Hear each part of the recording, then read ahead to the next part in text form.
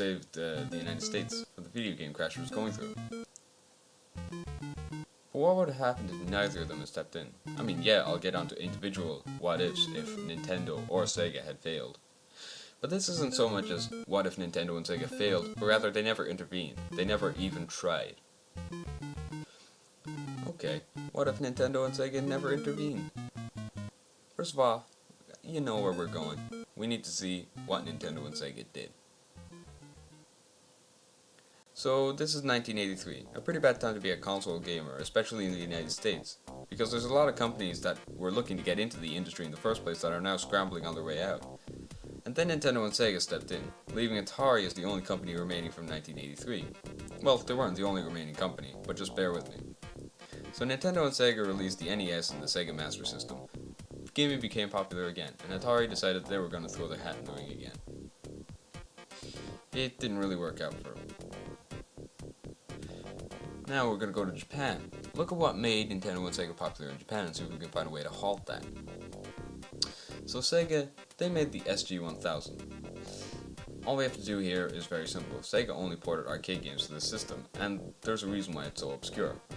All we have to do is make people realize that they don't actually need this. They can go out and play games like Zaxxon out in the arcades for a much lower price. So Sega are pretty much gotten rid of. They haven't gone bankrupt or anything, they just simply didn't develop a console. Now Nintendo are a completely different kettle of fish, I know what you're thinking. But this isn't the game they became popular for. In fact, the Famicom was initially a failure in Japan. Why? Because it only released with 3 games. Donkey Kong, Donkey Kong Jr., and Popeye, which were all Nintendo arcade games. So the Famicom was just like every other console. And if we can get people to write off this assumption that the Famicom is like every other console and that this game is never actually going to get released, even though it is, then we may give the Famicom a reason to fail. So Nintendo don't necessarily go bankrupt, they just simply go back to the arcades. And now that we set in motion events to prevent Nintendo and Sega from ever coming to the United States, we don't actually get an NES or a Master System. So now what happens? We leave Atari alone with the United States market.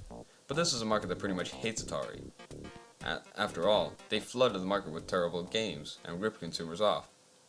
So, now what happens? Can Atari try to release the 7800?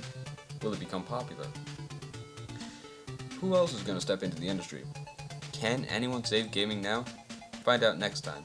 I've been the man with the plan. Thank you for watching my video.